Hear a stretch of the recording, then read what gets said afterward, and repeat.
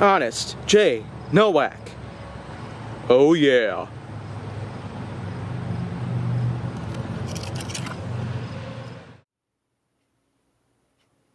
A pleasure to meet all at last, and welcome back to Honest J. Nowak, Flying with the Phone, and so much more. Because what I got to talk about today is, of course, another blaster, but I feel like that I've been lacking in some color. I have brought in some things like orange, white, gray, some black, some yellow, and gold. But how about some red?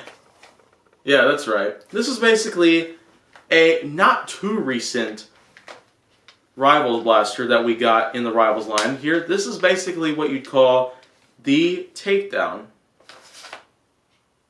But no, this is not at all a Takedown. It's a Rivals blaster. It rightfully deserves to have a name after a certain Greek mythological figure out there. Roman, Chinese, whatever. Mythology basically needs a spot in the toy industry to have some recognition. And I feel like that the Rivals blasters from Nerf for a while now, because they've been given names of those types, that worked perfectly. But then Hasbro decided, let's not do it anymore. Let's just go back to going what we would give Elite blasters and now give them traditional names. The same principle pretty much applies to that of the Alpha Strike series and even the Ultra line. No joke. There actually do exist a couple of blasters in the Ultra line that we have now that have traditional names. I mean, they were called 1, 2, 3, 4, 5, 6, 7, but no 8, 9, 10, 11, and onwards? I mean, come on! Where were you guys going with this? I'd say that the number names were good for what they were. Even though they were at first released out of order, it didn't really matter, because what mattered is that, well, the names are just that. Be as consistent as possible and be what you want to be. But this is the Achilles, okay? And it's going to be named that in the description box down below, as well as the title, just like how it was in After Saw It. So, deal with it.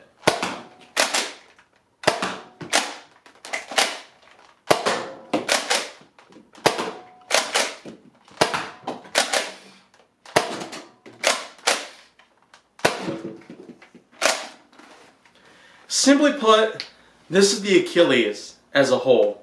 It's basically like that of your average Rough Cut or Pluto, or nowadays we have ourselves others like that, like the Brain Saw and the Warden.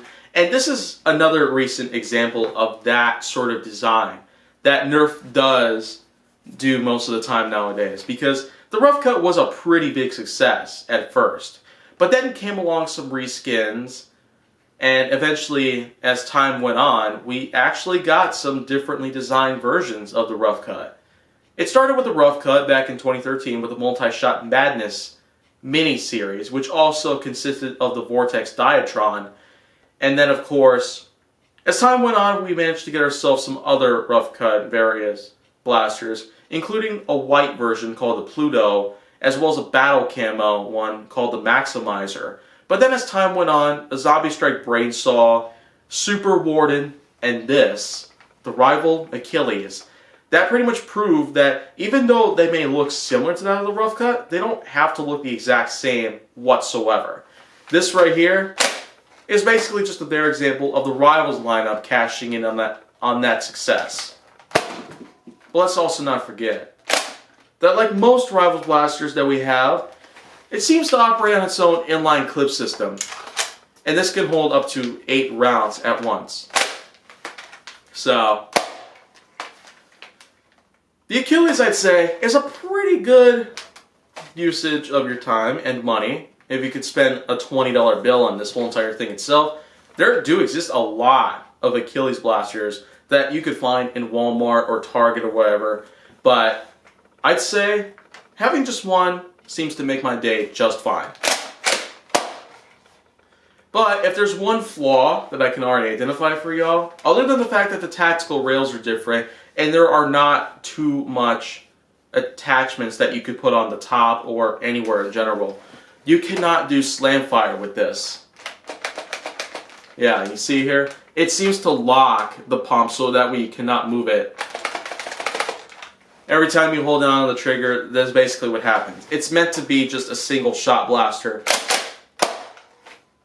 It can't really be done with rapid fire, and trust me or not, unlike rubber band guns, you cannot actually pump it several times and then pull the trigger to release a large amount of HIR rounds or high impact rounds. If it works for rubber band guns, then well, Hasbro should find a way to be able to integrate that sort of function into certain shotgun blasters like this. Now, while the Achilles seems to fail in a few positions, it still is a pretty good Rivals blaster, and being that it is in fact a much more recent Rivals blaster, it just means that the technology is certainly there nonetheless. It seems to make up for some of the flaws that are in play. You can't really put too much attachments on the top of its, well, tactical rails, and you also cannot do slam fire with it. So the functionality pretty much comes into play when doing single shots just fine, because the pumping is smooth, trigger pull is not that shallow, and of course, the pump grip itself is nice and smooth and has a good filleted edge into it. So it's not really much like a geometric form like some of the other rough cut base blasters out there. It's kind of more of just like a rounded one, kind of like this. Well, you probably get the idea. But anyways, that's basically what I got to talk about the Achilles, and of course I'll be talking more about Rivals blasters, but I've said before that I wanted to bring some red in here, and trust me or not on this, the Achilles is not alone when it comes to red. So, if you want to see more, go down to my channel. Make sure that you like, subscribe, comment, follow me on social media, and stay on the Hollywood side.